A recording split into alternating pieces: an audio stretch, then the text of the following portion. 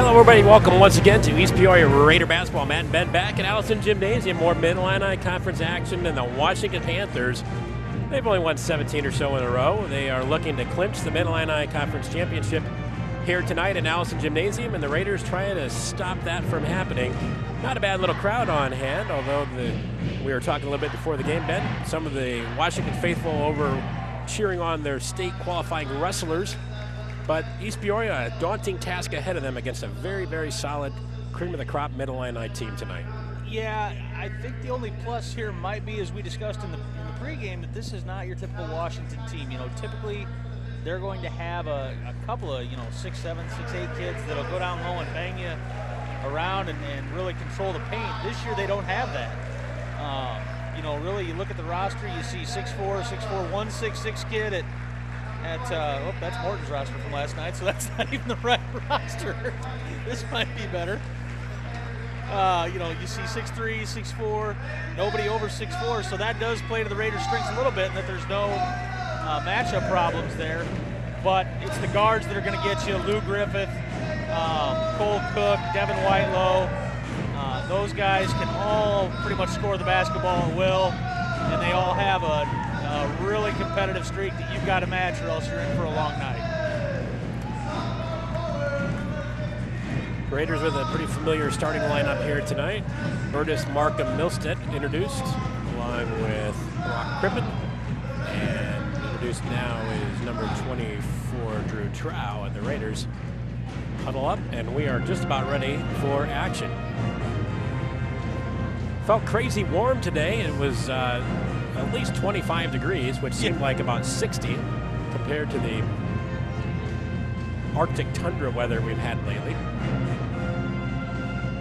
Yeah, it has been a little bit nicer out today. Hopefully that heats up the shooting for the Raiders. Although last night, we talked about this. That was a pretty good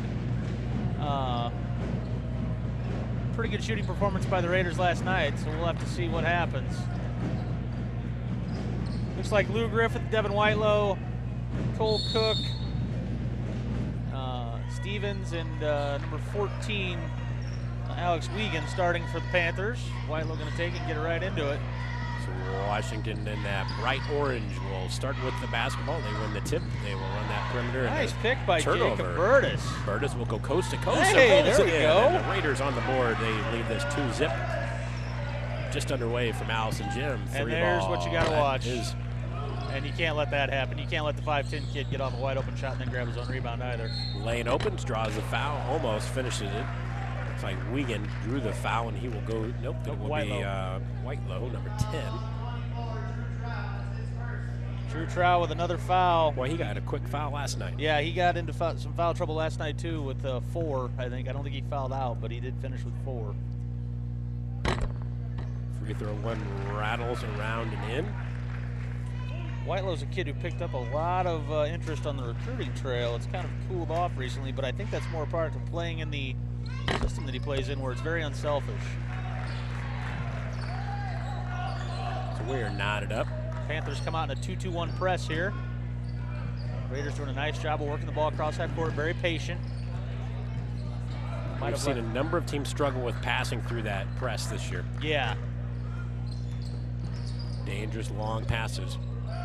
Result in turnovers. The Raiders able to successfully break it this time. Markham with a nice pass underneath, but it's picked off. Right idea. Griffith with the pick. Well, Washington sets back up. You don't see that. You don't see that a lot, but they were screening on the zone, which you don't see teams do a lot, but that's pretty smart. Whitelow, boy, those are sharp, crisp, quick passes. And Washington. You see, you can't do that. That's a dangerous pass. When Brock Crippen flashes the middle like that, it's got to go there. That's how you break that zone. You're patient, you work the middle. They come far extended on the defensive end and do the Panthers. The Raiders looking for that open look. Baseline drive. That was there a little bit last night. It was, and you'll notice on the last position down, Bryce Markham really had no problem working the baseline either. So nice job by Matt Wright to kind of exploit these defenses both nights. So Burtis, who has the Raiders' only field goal and points of the evening, will go to the charity stripe here for a couple. First one is up and true. 5-3. I did not catch who they got that foul on. I think it was Wiegand, but I'm not 100% sure on that.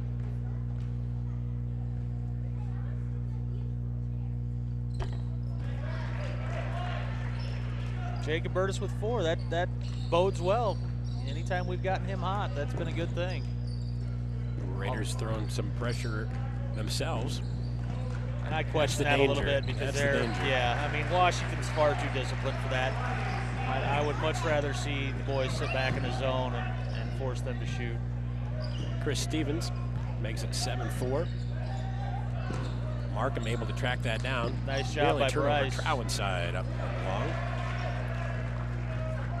The Panthers come away with it. They can score so quickly.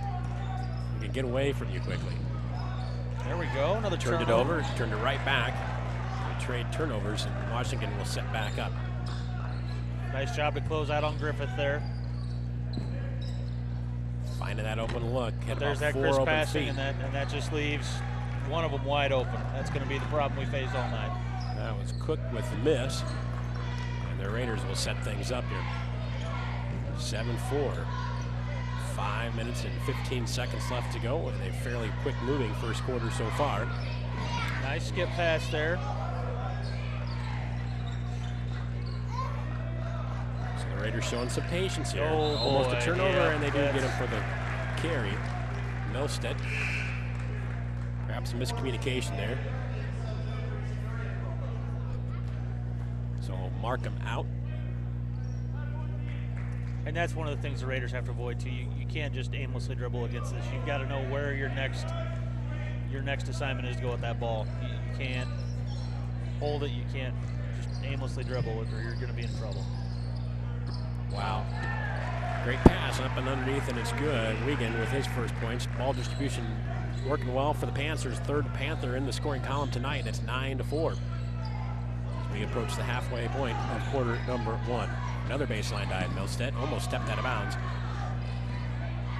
Referee right there said he did not. Good look by Jacob Burtis.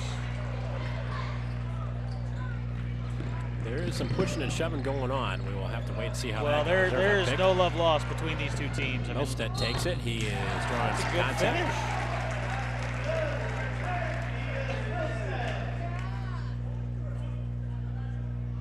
I think they're going to get Griffith on the foul there. Yep. Second foul on the Panthers, his first. Everhart into the game for the Panthers. Number 25, Max Everhart. One shot for Ian. The 9-6 Panther lead. The hush calls comes across the crowd. Free throw is good. It's 9-7. Raiders got exploited a bit on this press last time, but they almost come up with a pick this time. Open three look is up and good by Griffith. That's a fourth Panther in my scoring book anyway, if I'm right. And the Raiders turn it over on their end. You are correct, sir. They are frustrated with each other at this point. I think, you know, the body language is something that you have to be really careful with, and you can't show frustration with Kevin Brown coach team. That's like chumming for sharks. Nice defensive stop there, 12-7. Panthers with the basketball underneath their own hoop, looking to extend the lead that they have, which is 5. Open three again. That one does not fall. Nobody around for that East Peoria rebound. That was two orange jerseys fighting over that. Another three ball is up and off, and that's going to be a foul, perhaps on Washington, from the referee that's about 30 feet from the play.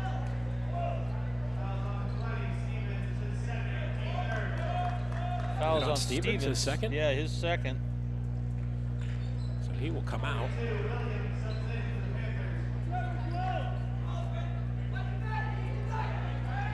Big, long, dangerous pass right to the Panthers, and that just into the ball game is number 42, Brett Williams. He comes up with that pick. 6'1" freshman.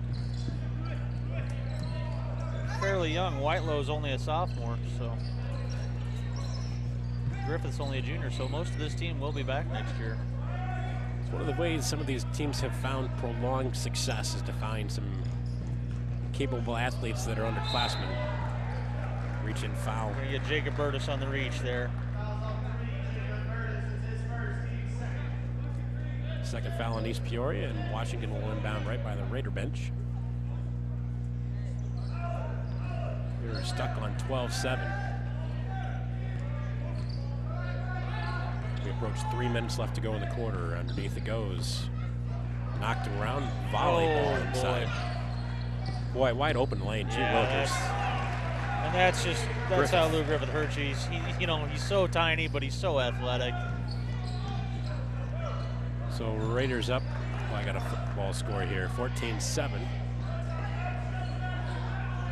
Raiders trying to find that open look. Baseline has been somewhat available, but a foul on that drive. He got smacked right in the nose or face. Fouling Washington's Williams there, the freshman that just checked in, his first. Nice job by Bryce Markham to take that baseline. Cole Cook back in.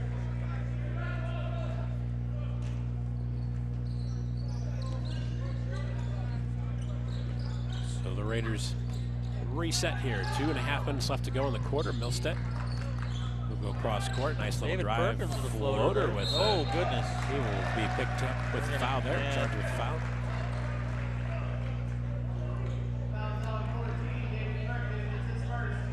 Nice aggressive drive to the hoop, though. David had a little success with that last night, too. Did a nice job of getting to the hoop. So Washington up 14-7 with the basketball.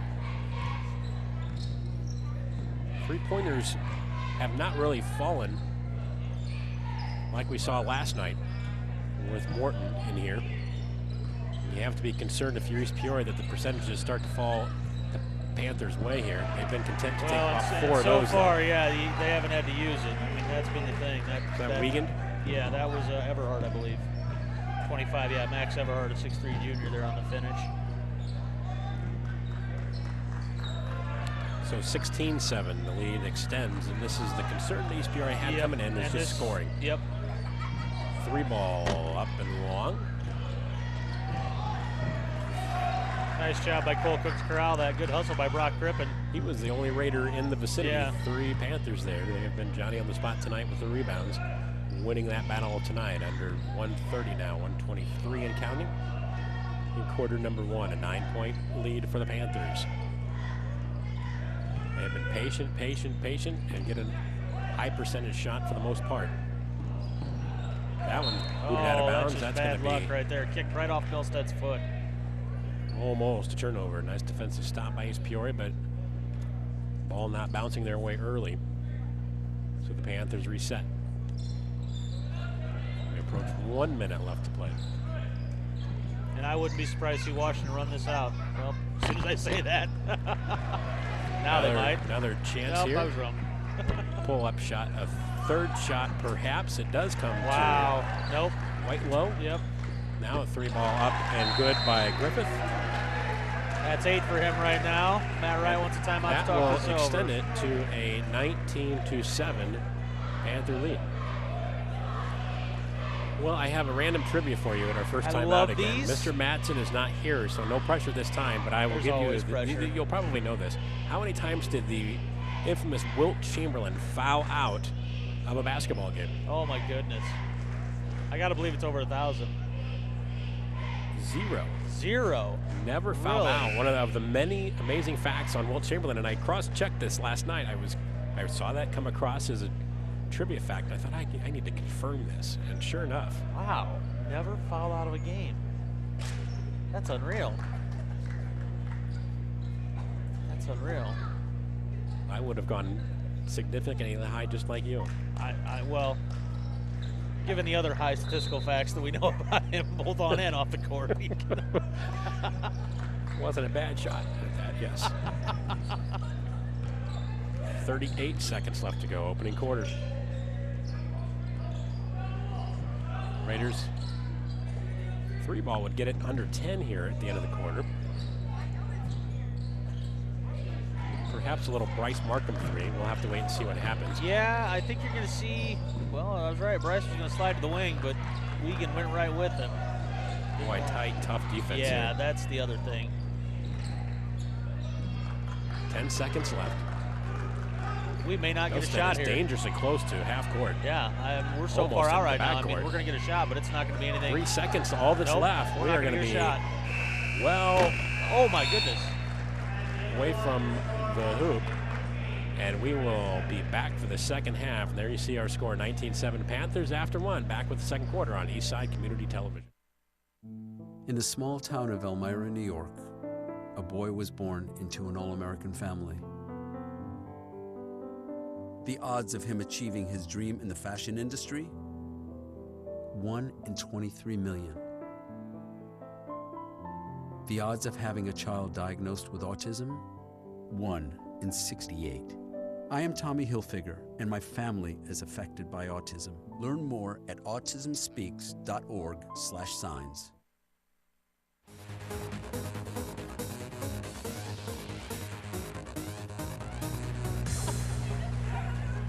And welcome back. We are fresh off the Mid-Illini cheer that has been around since World War II. Approximately the same cheer. Thought the Mid-Illini Conference came in 80. Well, the cheer before that. The cheer before that. Yeah, the cheer. I thought, now that we've got the cheer, we should play some sporting events. I can totally see that.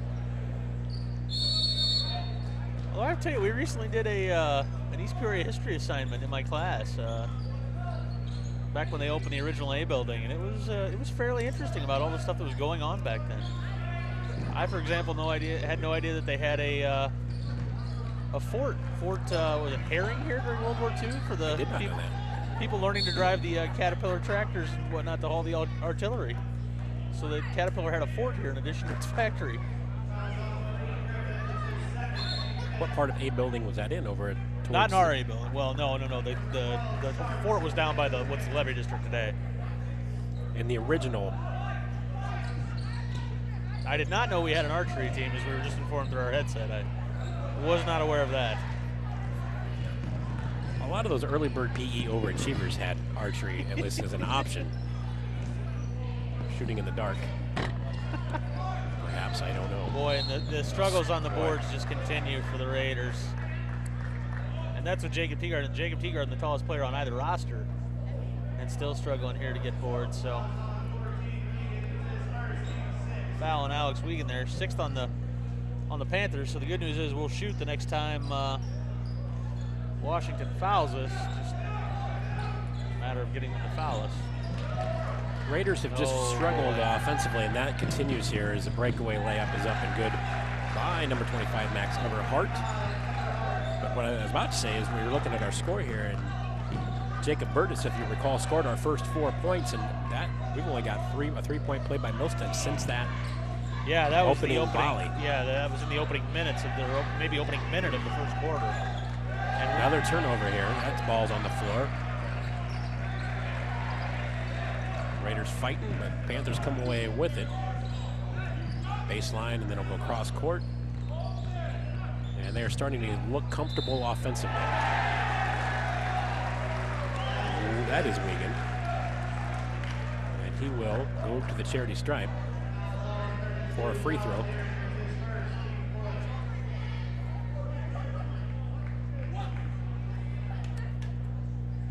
Hey, take it down there immediately.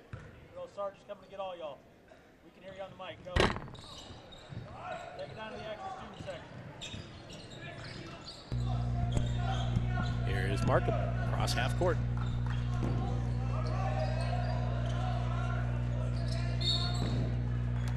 Reach in foul well away from the hoop. Not a lot of contact, but we'll take it. The foul's going to be on Whitelow, I believe.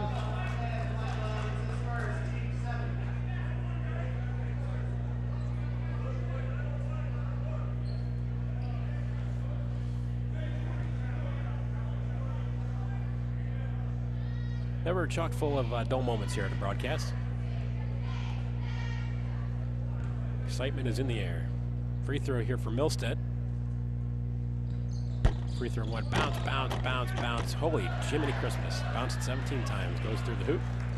That is the forgiving right rim. There, absolutely. Good shooter's roll.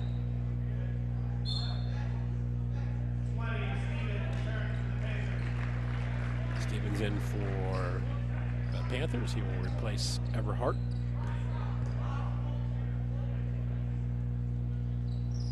Second one is good, and the Raiders get off 7 here. It's 23-9. East Peoria down 14. Had to do the math in my head quickly there. That was a struggle. I should have phrased that differently.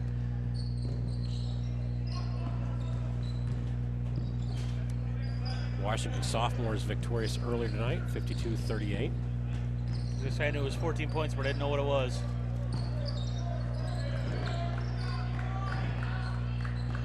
So the Panthers really coming out here, running some clock here. Looking for that lane, and there it is. A drive again. Man, they're finishing really well at the rim. Just going through, cut through that lane as they want to.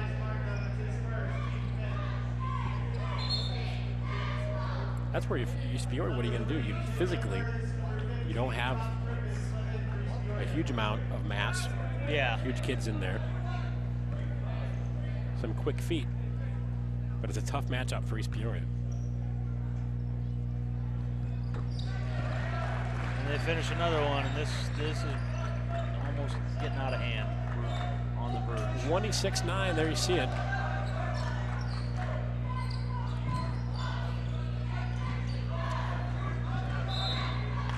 There is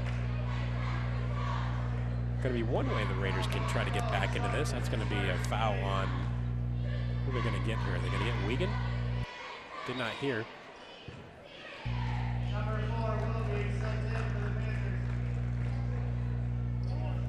Wouldn't have understood if I could hear. Yeah, that's... Oh. Free throw one. Markham rattles through. There we go. We'll say this, we've done a nice job shooting free throws tonight. What are we, 4 for 4 now? 5 for 5?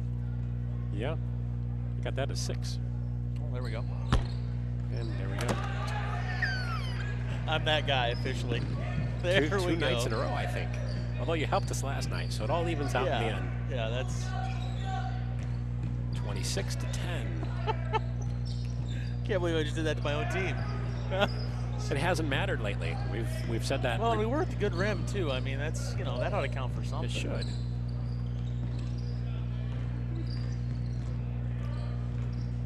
Nice job by the Panthers, or not the Panthers, the Raiders here to sit back in that half-court zone. I really like this decision by Matt Wright. You know, to make them work for the possessions. Now, the bad news is a Kevin Brown team is going to be patient. Well, that's where you can see they just wear you down. Yeah, they're not going to force anything. They're going to wait for that cutter, whatever, and there it is, right? Well, and there you go, passes up a fairly decent shot just to keep working. Coming up on the halfway mark. Now they're just being silly. I feel like there's been 3 or 4 shots they ball passed is up. well short. That's bounced around, and you can't let that happen. Especially rebound, offensive rebound for the Panthers. Drive down the lane, well inside out. Oh, he walked. Yes, he did take a step. He didn't have a bad look, but he will take it in and gets called for the travel, which the Raiders will take. Back to them it goes.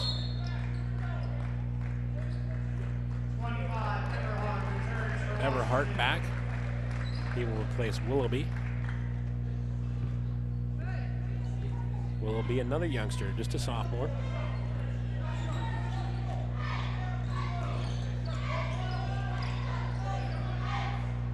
Oh, that was a good look for David. Boy, I'm surprised he passed that up.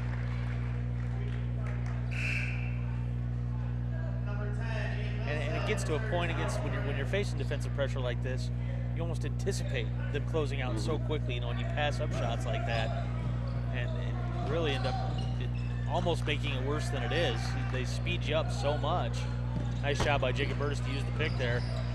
Boy, just beating the Raiders to the basketball. Yeah, I mean, there you see his speed in the open court. Wow. Goes to the left hand and makes it look easy. That was a athletic play by Devin Whitelow to extend this lead to 28-10. And another turnover, and down on the ground it goes, rolling across. That's not a travel, and they are going to make it on the end line or the sideline. No, they're going to give Kevin Brown a timeout. No? Oh, yeah, they are going to say he was on the end. Okay. Looked like he was awarding Kevin Brown a timeout first. Referee's doubling duty here. They're towel duty now for the officials.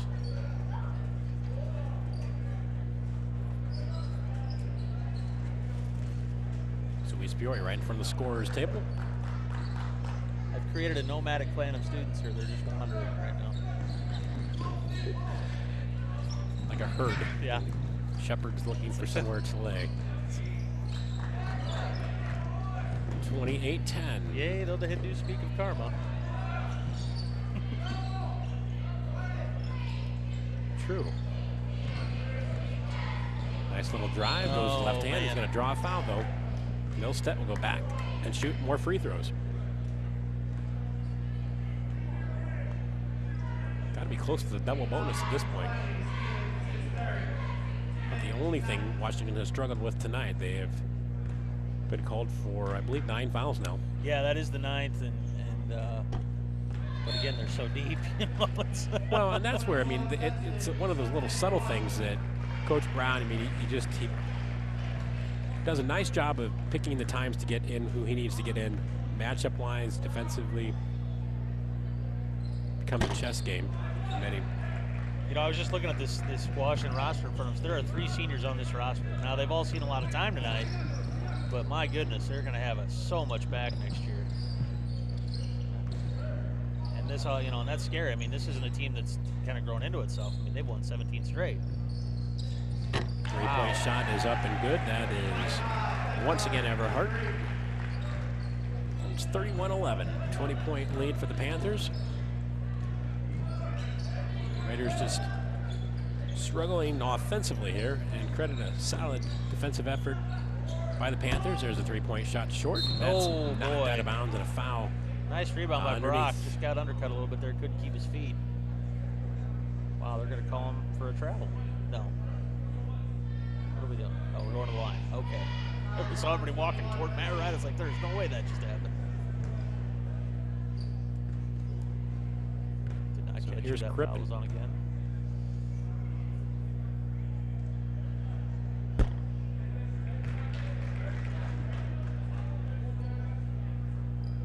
I believe we've missed 3 out of 4 since we commented on how well they've been shooting free throws. I'll get called into Matt Wright's office on Monday. And Markham back in.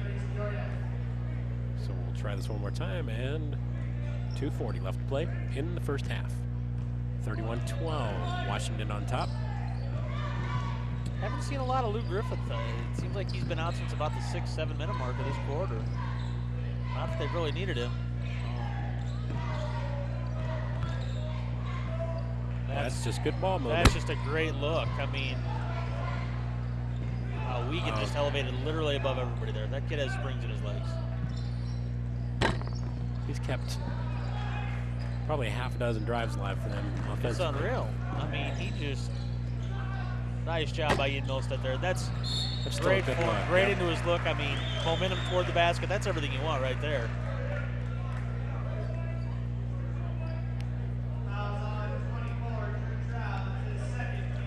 Trout picks up his second, and we will shoot free throws for the last 2:01. You know, I can honestly say I've never seen a single one of the officials on this floor at a high school basketball game. I don't know if they're out of Springfield or maybe out of Bloomington. I know they've started reaching out a little further to bring crews in, but my goodness, I don't know these gentlemen. You've seen a few games to know officials. Well, and part of that is the old, you know, the old guys that were around when I was first starting out at the Journal-Star. You know, like Sarah McDaniels, our trainer, her father-in-law and his brother were longtime officials, McDaniels brothers. Her husband's still an official, although only for football. But you know, guys like that are retiring. So there's a new breed coming in. Unfortunately, some of them are just as confrontational as the fans, which is the bad part. It seems like they've taken the course out about rabbit not a ears good mix. It's, and you see that occasionally, even in baseball. Oh, absolutely. As well. Absolutely. And we're very fortunate around here to have some outstanding officials and umpires. It was McGinnis brothers come to mind. Pete, who teaches here, an outstanding football referee and baseball umpire. Actually works some Division I baseball games during the spring. So Last Panther foul was on Eddie Betson, if you see number 21 newly into the ball game for the Panthers. You're looking his way here.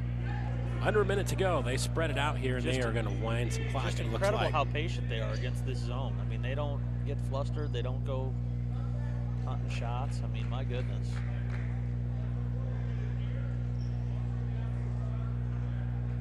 So they will run clock here. 40 seconds left to go, and Nice the Raiders job by. contend. Oh, sorry. Go ahead. Nice job by Matt Wright to step Yep. out and coach the kids up against this stall and really make sure everybody knows what they're doing here.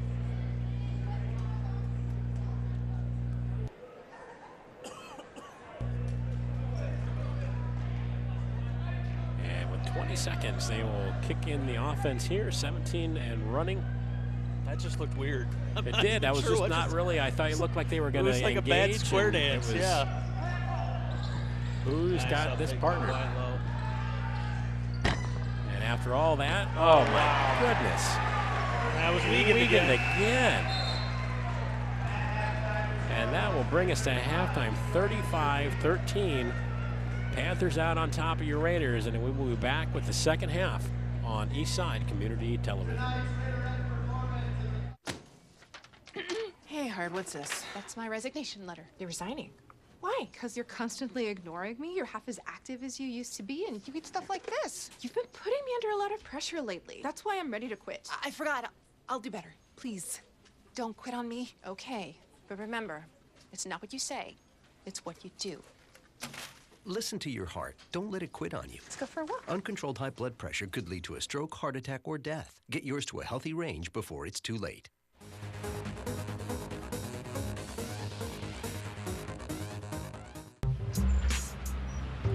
I'm one unlucky guy. The chance of being involved in a robbery is 1 in 757.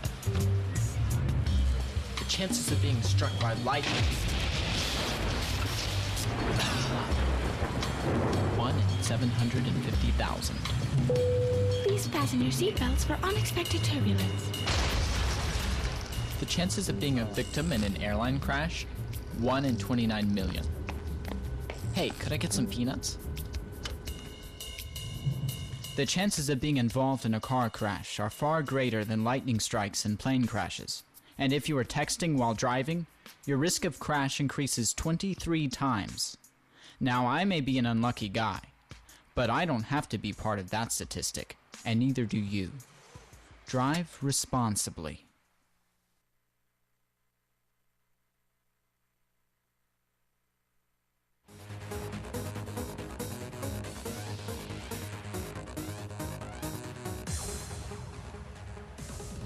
And welcome back. We are about ready to start this second half. It is 35-13 in favor of Washington. Team looking to claim a Mid-Illini Conference championship tonight, and they are off to a good start. Raiders started hanging tight. First few minutes of the ball game looked good there. And Yeah, then what, we just hit a 9-7 at wall one point, I offensively. think. Right. And boy, we just went silent. You know, Jacob Burtis got us a pair in the first minute or two of the game, and Ian Milstead with a three-point play a couple minutes later. Then we have been silent. So they have slowly built this lead. That's what they Yeah. do, slow and steady. Find that good look. They are consistent, if nothing else. That one Boy, rattles there's through. Wiegand And on the once boards again, again. My Wiegand. goodness. I had him for 12 in the first half, although I can't hardly read my. Yeah, I Writing. kind of got away from keeping track, unfortunately, and I wish I had. But But he's got to be coming close to a double-double, yeah, I would he's. think. Oh, I would bet my life on it. So the Raiders looking to dig into this There's that lead baseline here. again, and that's all right. That's a good drive. Milstead, nice touch. That's just a little long, but a good drive and a jump ball. Okay, we'll take Waiting that. to see what that was going to be, but it ends up a jump ball instead of the foul. Possession arrow to East Peoria underneath their own hoop.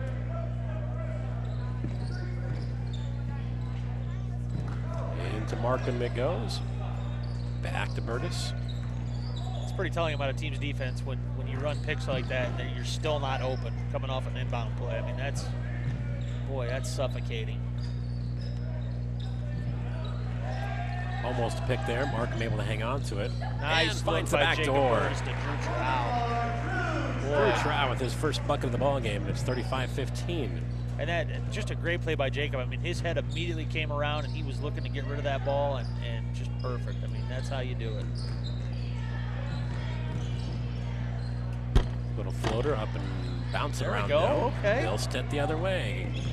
He's got idea of going to the hoop, but he pulls it back out. Markham with a nice open look. That's long, though. It looked long from the get-go on that, but not a bad idea with a good open look.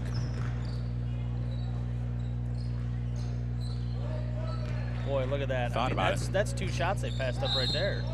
Ooh, boy. Boy, I think that He pushed off to me. yeah, It looked to like me, a foul he on came Whitelow. through with the forearm there. I mean, that's a charge. So Trow. 3 on Trow. That's not good. Could see a heavy dose of sophomore Jacob Teagarden here in the second half.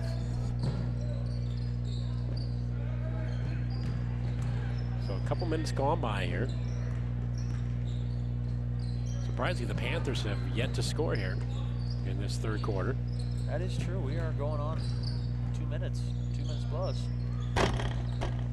And that streak continues. Thought we were going to be those guys again. It Maybe looked you were going good. to join me in being that guy.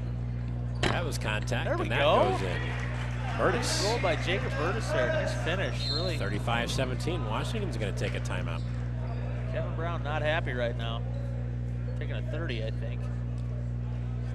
Telling him he wants a 30. Nobody seems to be acknowledging him, which makes me further wonder about this for officiating crew.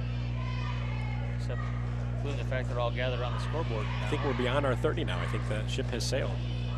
So we're going to get a full timeout of this. It's 35-17 with 5:35 left to go, third quarter. I have to say this, I have never seen officials gather at the score table like this when there's not something to be decided. I know they're supposed to take it. Wow. I was ready for a rendition of rock, paper, scissors there. They were having a good time over there. I mean, it seems strange, but there are set places the officials are supposed to be. Neither of them were there.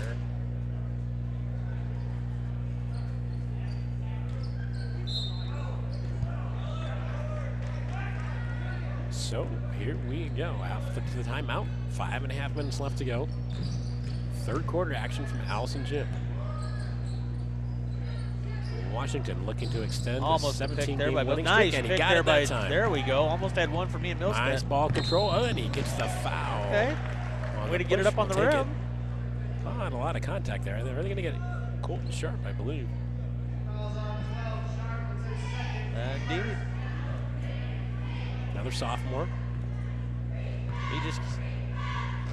Jacob Burtis. Jacob Burtis is number 3 at the line here. First one is up and good.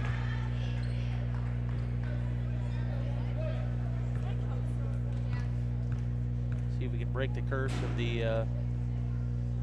know what direction this would be. The unforgiving rim. Yeah, the unforgiving rim, exactly. Sounds like a Hardy Boys case. It does sound like a Hardy Boys case.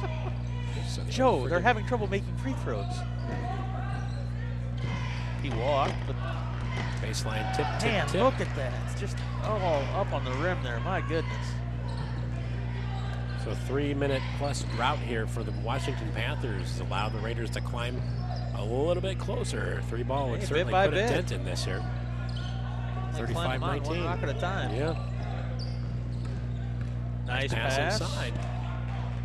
Rock's Ooh, got to be a little bit that more is gonna be authoritative a- with that. Yeah, he just hesitated a little bit there. Right idea, just took the extra step there. And like we talked about earlier, that's just a product of that defense. You almost fear it coming like that.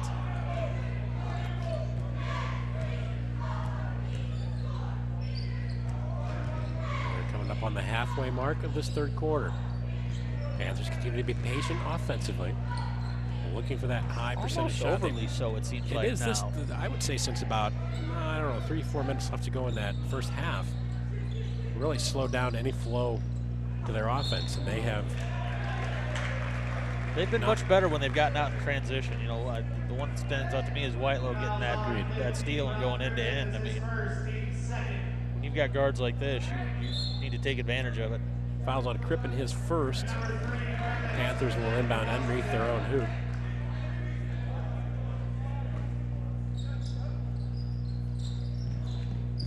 Dunlap and Limestone Wide tied open at 3. 14. That will end the scoring drought with authority. Cole Cook, his first basket of the basketball game. And the Panthers have doubled the Raiders, 38-19. Is that an opportunity for me to talk about future ICC Cougar, Cole Cook?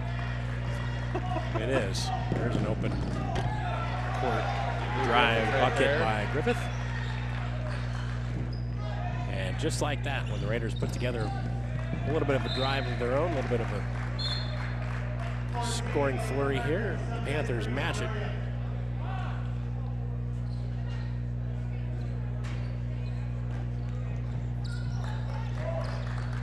We've seen a couple of those kids this year, last couple nights even, that are the multi-sport athletes. And that's really, there's too much specialization in this day and age. Nice scoring by Drew Trow there. Good. What came off the fingers nice. He got clocked though. Oh, goodness. Right in the head. That's, looked like he was holding the nose there. Yeah, that's the second Raider that got hit in the head face area tonight. Yeah.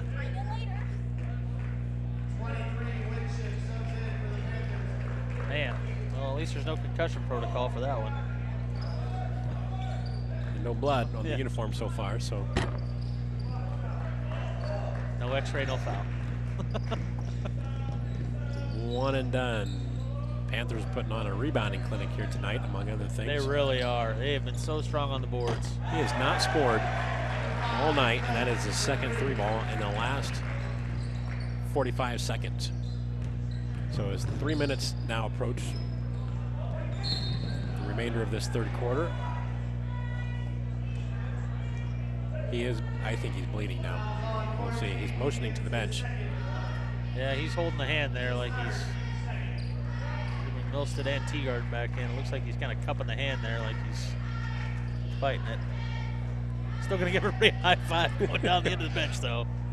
Can't let a little blood stop you.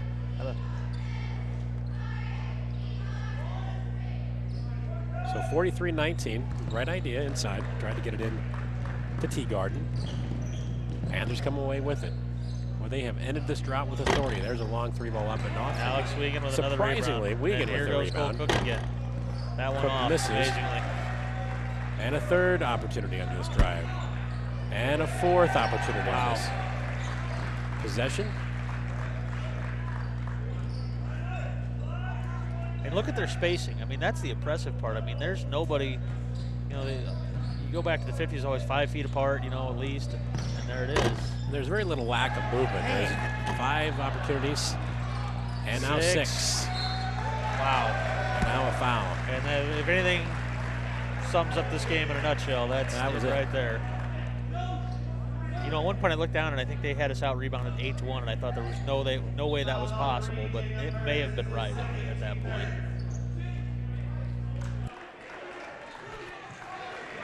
Looks like Carter Beckham into the ball game. Deering into the ball game.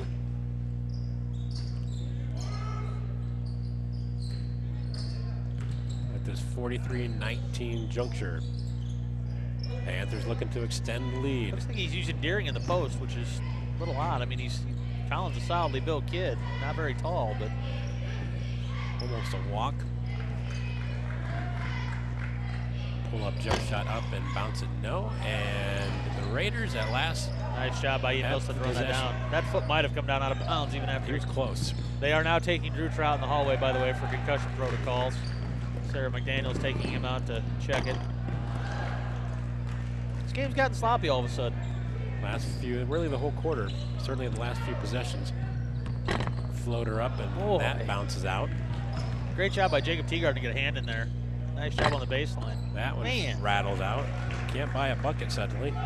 Griffith with the rebound. He pushes it up ahead. That is going to be a 3-point opportunity for Willoughby. It's a great finish by Willoughby. I mean, he just took the contact, got the ball up on the board, and away it went. Okay, that's the 7th Panther I now have in the scoring column. I believe you are correct, sir.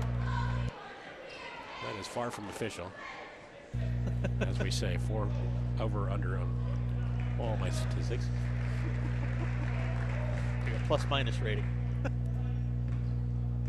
We know he was on the floor and he did something positive. At some point. We got a mark, yes. It was a foul, rebound, or point. One of those 3 things. Willoughby finishes the 3-point play. So it's 46-19. under a minute 30 now to go. We'll see what the Raiders do with this possession here.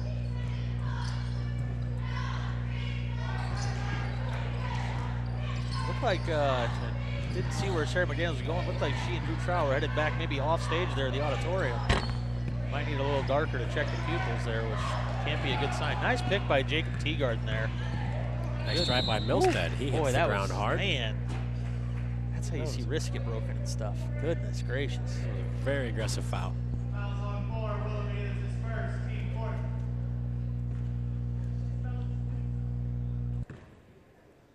Milstead with the shot at the free throw line. It rattles through. Without the pep band, you hear a silence in this crowd. Yeah. As the lead continues to extend here.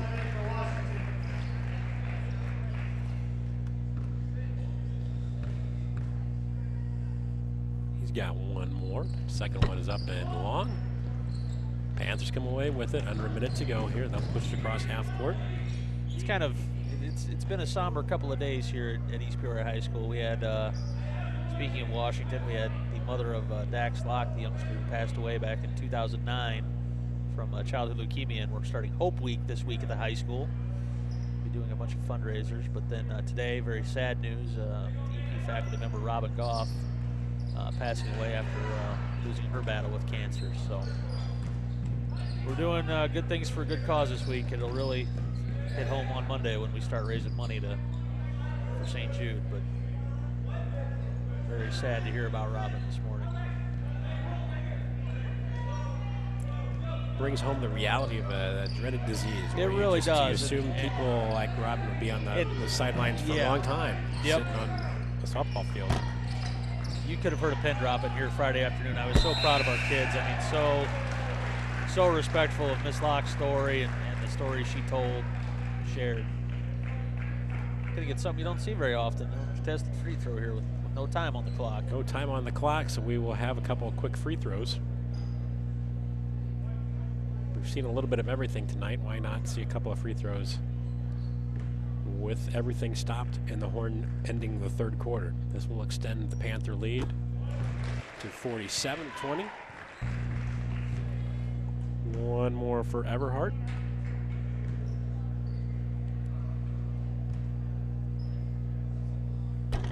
(48-20), and that score on your screen is correct. We'll be back for the fourth and final period here from Allison Gymnasium on East Side Community Television.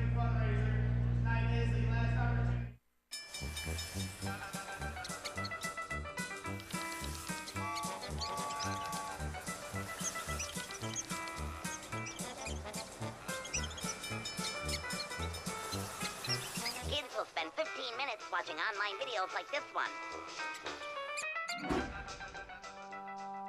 Brushing for 2 minutes now can save your child from severe tooth pain later. 2 minutes, twice a day. They have the time.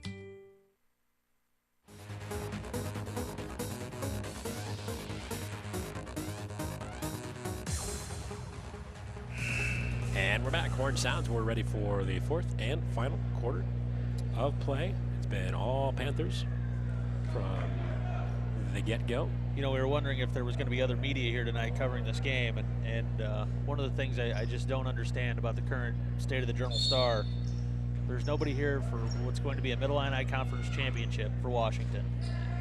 But we've sent someone, or the Journal-Star has sent someone to Illinois Wesleyan University to cover Denny Bridges having a court named after him, pending his retirement. I get it, Coach Bridges, don't get me wrong. I've known Coach Bridges since I was a baby. He's an outstanding coach, but we don't live in Bloomington. And there's a three-pointer by Lou Griffith. So it's 51-20. In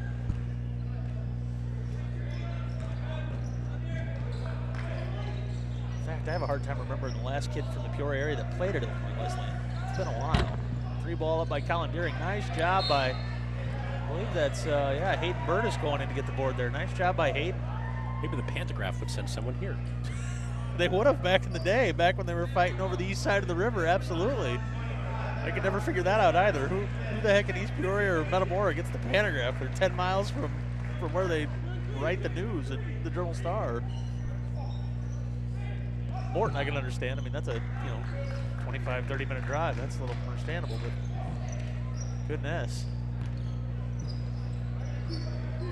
Raiders continue to fight here, looking for that open look offensively. Both sides have subbed liberally now. They have. Healthy emptying of the benches.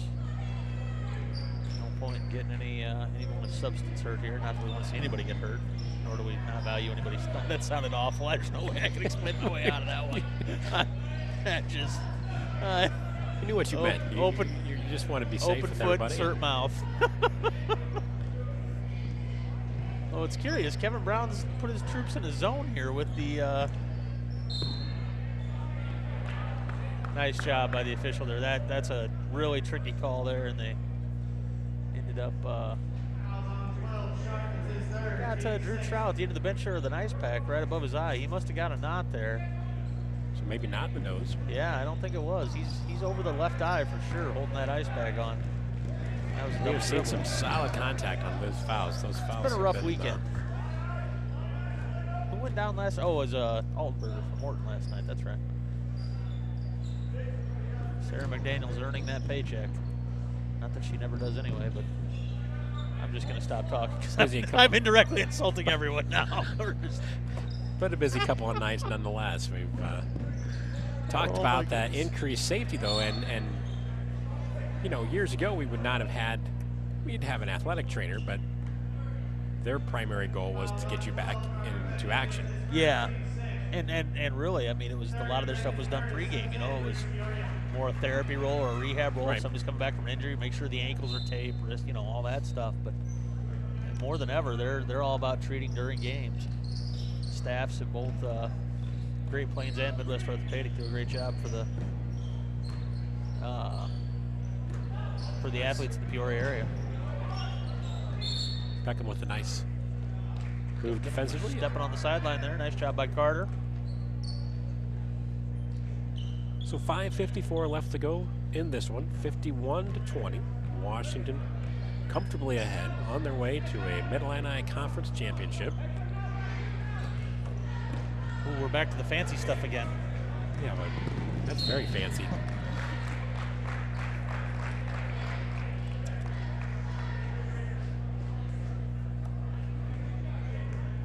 Free throws here for Washington.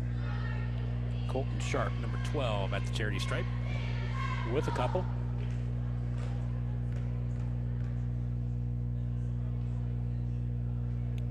First one is up and long.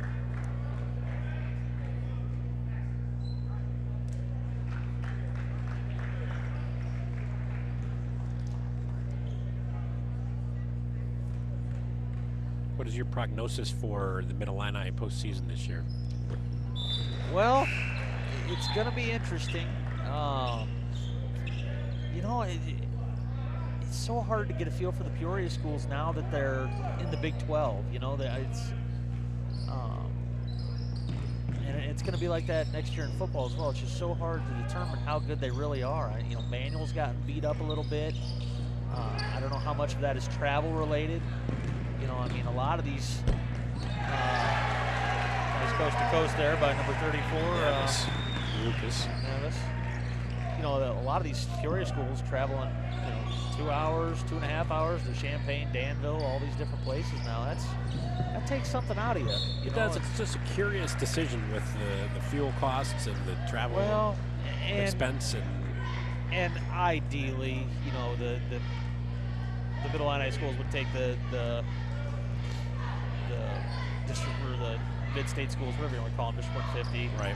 But there's just even with the combining of schools, they can't field teams in a lot of sports. You know, basketball better at Central, but is that a one-shot thing or not? Golf, things like that. You know, they just don't consistently field teams to make it worth the Mid-Atlantic's while. So it's something that probably should be fixed. Ideally, I'd like to see the IHSA go to a districting system where you don't have any choice. You know what I mean? Right. You play who's in your district, and that would solve all this conference craziness. It's gotten to be like college basketball. It's almost as bad these days. You know? But it seems that that's what it's modeled off of, which is a dangerous.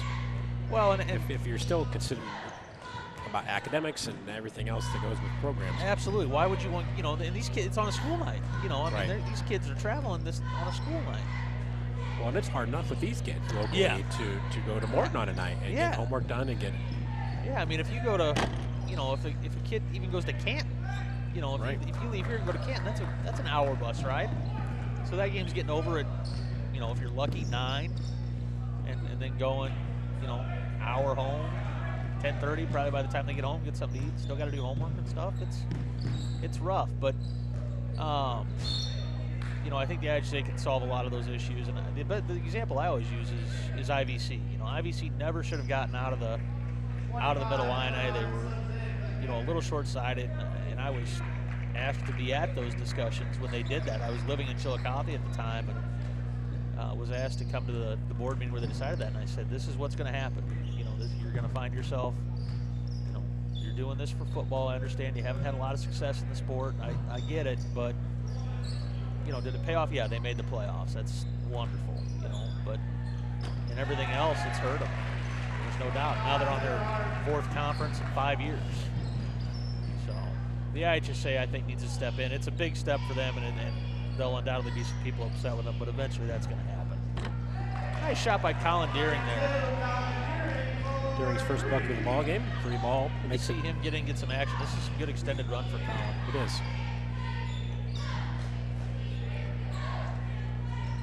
So it's curious, we seem to go through cycles where we have these super conferences built in college basketball, and now you read, as you see a 2-point shot by Betson, 21. See the Big Ten considering making freshmen ineligible, and such a strange, I mean, that was a conversation, you know, in the early 80s, 10 years off of when there we go, 2 in a row. CD heating it up. He's going to get a heat check next time down. I'm going to call it, though. He's feeling it a little too much. But, well, here was my thing with the Big Ten yesterday, making that announcement. Why would you announce that? Because the SEC and every other, the Big 12, all those schools, the Pac-12 just said, why would you want to go to the Big Ten? If you just hurt your entire conference in terms of recruiting. Because every recruiter in the country just sent that text message, said, why would you go to this school? They're going to make you ineligible as a freshman. Right. That's just, it's never going to happen. Quit trying to make yourself look good. You know, now they did say it was part of a nationwide discussion on freshman eligibility, and I think there is something to that, you know, to ease that transition. I think there's something to that. I think it probably needs to happen. There's a bigger gap now between public education and college more than ever. I mean, the stuff we're asking of students at the public high school level is so different from what they ask in college. It's not even funny, quite frankly. It's sad. It seems like the bar has been lowered. Another second chance opportunity on the Panther end. More contact underneath, and they're going to get a foul on Washington. Should probably thank our wonderful staff tonight, our producer director Andrew Harvey, cameras run by Brett Wagner, Daryl Dixon, Susan Dixon, production assistant Rosie Coltrane, graphics as always by Rainbow Jackson, and the after show dinner provided by Perkins Restaurant and Bakery. Nice. I was not aware we were getting Perkins. I was going to do Red Robin, but I could go for some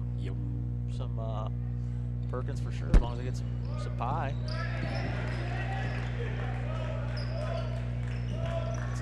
Pie is always good. It's a long-standing lesson my grandfather taught me. If you're going to go to Perkins, you got to get the pie. I mean, it's like a law. Otherwise, it's a wasted trip. Yeah, absolutely. Really. The cookies aren't bad either. I found that out last summer in La Crosse, Wisconsin. Found that out in Wisconsin? La Crosse, Wisconsin, yeah. That's.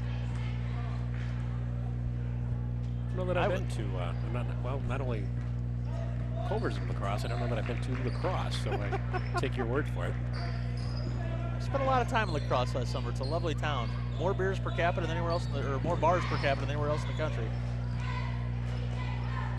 We might have been right on the first one too, then. Yeah, that's true.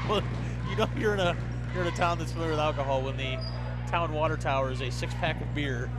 It does kind of give you a pretty good idea of what the relevance of that is to your community. A 6-story, 6-pack of beer is the town water tower in La Crosse, Wisconsin.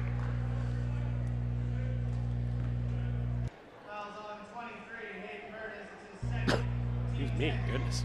Snuck up on me. That is Burgess, I believe, with foul 23. Yeah, Hayden Burgess there, the twin brother of Jacob. Free throws from here on out for both squads. 1:06 left to play. Rattles that one up and in. 54 is not on my list. I believe that's Austin Is it Damery. Austin? Yeah, Austin Damery there at the line.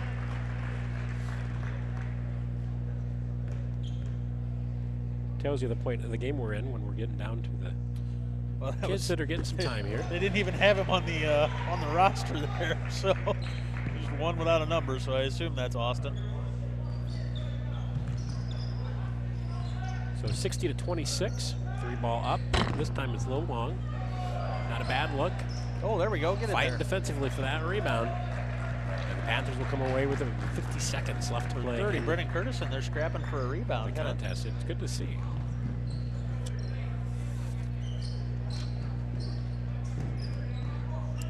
Well, all in all, these officiating crews have done a nice job the last 2 nights. I have really no complaints. Yeah, I was a little leery of this group since we didn't know who they were, but they've held their own. Hasn't been too noticeable. That's always a good thing. That is what you want. Yeah, seen and never questioned, I guess, or seen and not heard. I don't know. Oh, there we go, Carter. Carter slid almost all the way back to the did. edge. He was, my goodness. Oh, 6 feet. 10 seconds left in the contest. Raiders will extend that pressure, but 5 seconds left. 2-1, and that will be your final score, 60 to 26. They led 35-13 at the break, and they win it here 60 to 26. Got one last broadcast for you next week, senior night. Tough end of the schedule. Nice, effective star white. And Metamora, not too far below this squad as far as talent level. So with the upset last night, I think they were two games back, so it'll be a tough finish for the Raiders to build some momentum going to the postseason. So until then, we appreciate everyone in our crew. Outstanding job again. We will wrap it up from Allison Gymnasium. Stay safe out there, and we will be back with more basketball next weekend here on East Side Community Television.